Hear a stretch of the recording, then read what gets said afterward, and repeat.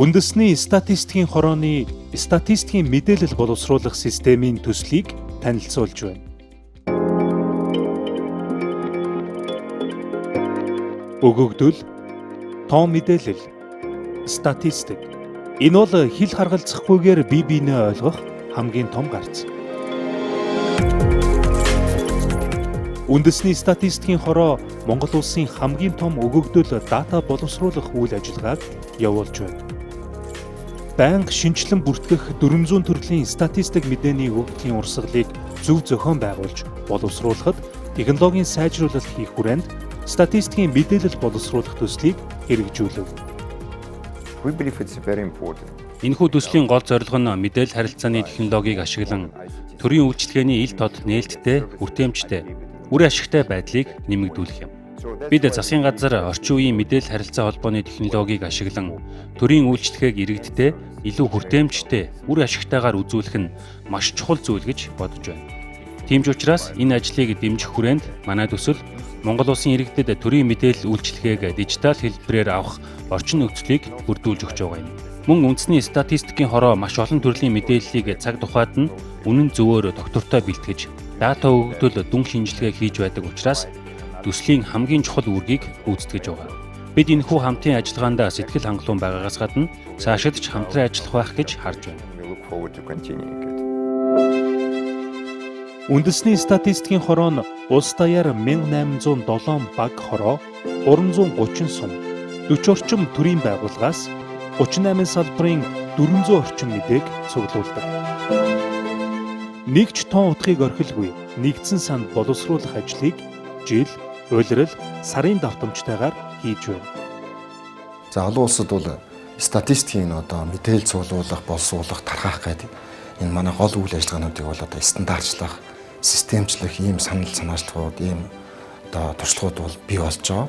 Тэгэхээр эдгээр шинжилэлүүдийг бас бид нэр өөрийнхөө байгууллагын үйл ажиллагааг нэвтрүүлэхээр бол ингээд ажиллаж байгаа. За манай системийн үндсэн шаардлага бол GSP буюу олон улсад ашиглагддаг статистикийн бизнесийн үйл ажиллагааны загварчлалын нийцэв хороо магамж хийж гүйцэтгэх байсан. Тэгээд бидний хувьд бол энэхүү шаардлага хангасан хороо магамж хийж гүйцэтгэхийг бол зорилоо.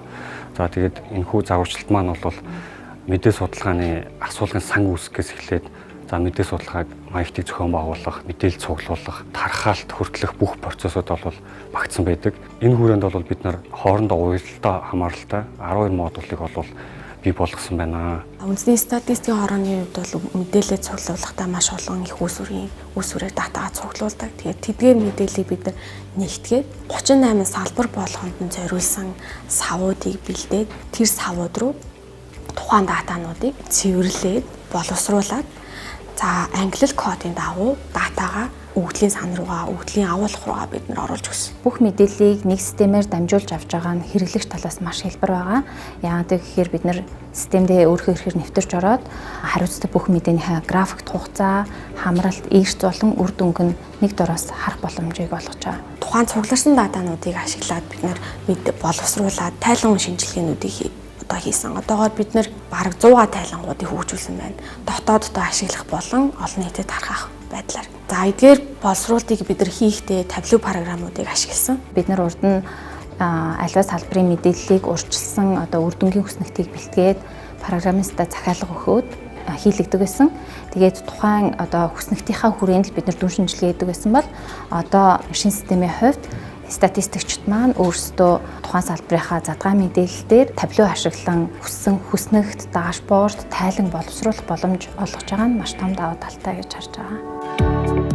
Статистикийн мэдээлэл боловсруулах энэхүү систем нь өгөгдөл боловсруулах явцыг бүрэн автоматжуулах, хүний оролцоог багасгах, үйл ажиллагааг уян хатан болгох, датаг харьцуулах, дата засаглалыг тодорхой хэмжээнд ихлүүлсэн гэдгээрээ давуу тал бий болгож байгаа юм. Статистикийн системийн архитектурын хувьд онцлог 3 шийдлийг гаргаж өгсөн байгаа. Нэгдүгээрт нь болохоор динамик формын шийдлийг оруулж өгсөн. Тэр нь статистик дээр төрөл бүрийн source-ос төрөл бүрийн дата мэдээлэл цуглуулах шаардлага гардаг. Тэгмээ тэр болгон дээр тохирсон уян хатан динамик байдлаар ажиллах тийм форм өгсөрдөг бүтцийг бид нэр туршиж нэвтрүүлсэн. Хоёрт нь болохоор microservice архитектур нэг оруулж ирсэн байгаа. Microservice нь болохоор системийн backend дээр сервисүүдийг олон тусдаа нэг нэгэндээ хамаарлаггүй сервисүүд болгож салгадаг тийм технологи байгаа. Гуравт нь болохоор load balancing ашигласан байгаа. Тэр нь болохоор статистик төр сервисүүдэд тараагаад байршуулсан байгаа. Тэр тараасан сервисүүд рүү бол лод балансаар дамжуулж ханддаг.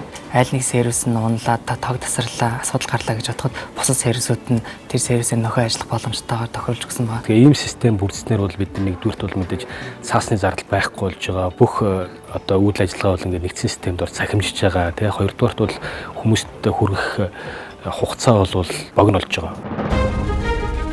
Технологийн шийдэлтэй хүч авсран бүтээсэн энэхүү систем нь хүний оролцоог илүү багасгаж 15 өдрийн турш бэлтгэгддэг статистик мэдээллийг 1-7 хоногийн дотор хэрэглэгчдэд хүргэх боломжийг олгосон. Энэхүү төсөл нь Монгол улсад жинхэнэ утгаараа хэрэгжиж буй өгөгдөл боловсруулалтын BI төсөл болж чадсан юм. За энэ төсөл маань Дэлхийн банкны ухаалаг засаг төслийн санхүүжилттайгаар засгийн газрын хэрэглэх газар төслийн нэгж за үндэсний статистикийн хорооны хамт олон IT зан компани гүйцэтгэлээр ингээм амжилттай хэрэгжсэн төсөл байгаа. За энэ систем нэвтэрснээр статистик боловсруулах бүх үе шат төлөвлөлтөөс эхлээд мэдээлэл цуглуулах, мэдээгээ боловсруулах, мэдээллийн баазаа үүсгэх, тайлгнах ингээд бүх үе шат автоматсан ийм төсөл байгаа. Ингэснээр статистик мэдээлэл гаргах чанар, хурд за тэгээ мэдээллийг олон нийтэд түгээх гээд бүх ажил маань ингээ автоматжаад захимжаад явчихж байгаа. Энэ нь эргээд статистикийн үйл ажиллагаа захим шилжилтэд тэргүүлэх за улмаар одоо төрийн болон хувийн хвшлийн бодлогын шийдвэр гаргалтад дэмжлэг үзүүлэхэд томоохон үр дүнтэй төсөл болсон гэж бид нар үзэж байна.